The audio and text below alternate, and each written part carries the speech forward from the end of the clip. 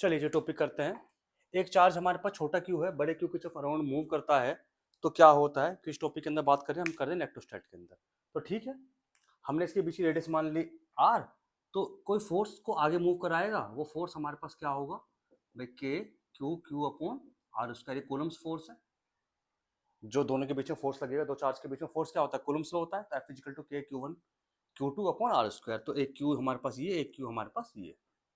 जो charge move कर रहा है उसमें सेंटीमीटर फोर्स लगेगी, M we square by R. Equation number 2, if I putting equation 1 and 2 both side, तो M we square by R is equal to के Q by R square. R से R कटा, यहाँ पर आ गया M we square K Q by R. और अगर मैं यहाँ पे वी स्क्वायर निकाल लूँ तो के क्यू बाई आर, और यहाँ पर वी की वैल्यू हो गई root k q q by r. This is velocity. तो पहला टॉपिक मेरे पास क्या हो गया, वेलोसिटी। इस चार्ज की वेलोसिटी क्या है, ये क्वेश्चन पेपर में ऑलरेडी आ चुका है, देखिए जरा एक बार। ठीक है, सेम केस अगर मैं रेडियस निकालना चाहूं तो ऊपर ले जाता रेडियस को, कि भाई उस चार्ज की रेडियस क्या है जो चार्ज मूव कर रहा है। तो आर इसको ले गया के क्यू बाई वी स्क्वायर, ये हमारे पास रेडियस हो गई। दो पार्ट, मतलब एक पार्ट तो मैंने ये बता दिया, ये वेलोसिटी, दूसरी बता दी मैंने रेडियस। अगर मैं तीसरी बात करूंगा आपके सामने एंगुलर वेलोसिटी की, एंगुलर वेलोसिटी की किसकी, उस चार्ज की।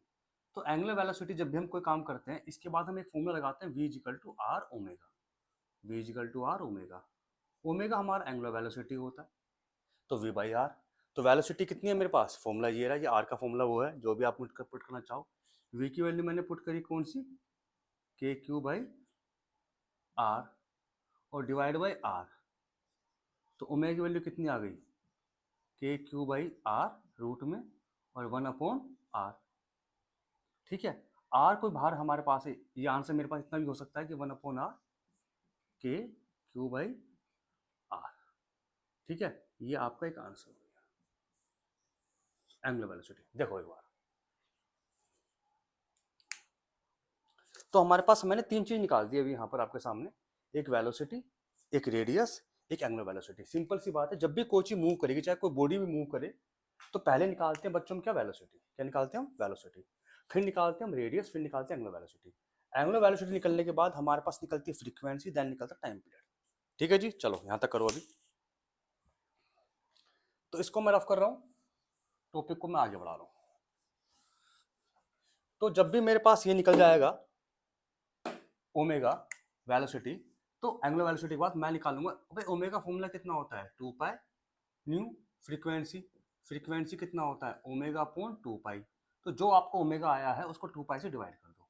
तो ओमेगा आया था 1 अपॉन आर के क्यू बाई आर, और इंटू 1 अपॉन 2 पाई। लो जी, आपकी निकल गई फ्रीक्वेंसी। ये क्या निकली आपकी, बताओ, फ्रीक्वेंसी। हालांकि टाइम पीरियड इसमें आएगा नहीं, अगर टाइम पीरियड निकालना हो तो 2 पाई बाई टी। तो सिंपल सी बात है, अगर मैं नोट करूं मेरे को कौन कौन से फॉर्मूले जरूरत पड़ी। पहली बात है F is equal to k, F is equal to के q one q two r square, ये मेरा फॉर्मूला है कूलम्स लॉ का, कूलम्स लॉ का। दूसरा मैंने बताया था कोई भी चार्ज इजिकल टू होता है प्लस माइनस एन ई, दो के फॉर्म में। तीसरी बात मैंने करी कि कोई भी फोर्स होगा जो मूव करेगा m we square by r, centimetre force. Fourth जो हमारे पास होता है वो होता है ओमेगा, तो v is equal to r omega, ये फॉर्मूला याद करो। 4, 5वां याद करो कि omega is equal to 2 pi nu होता है।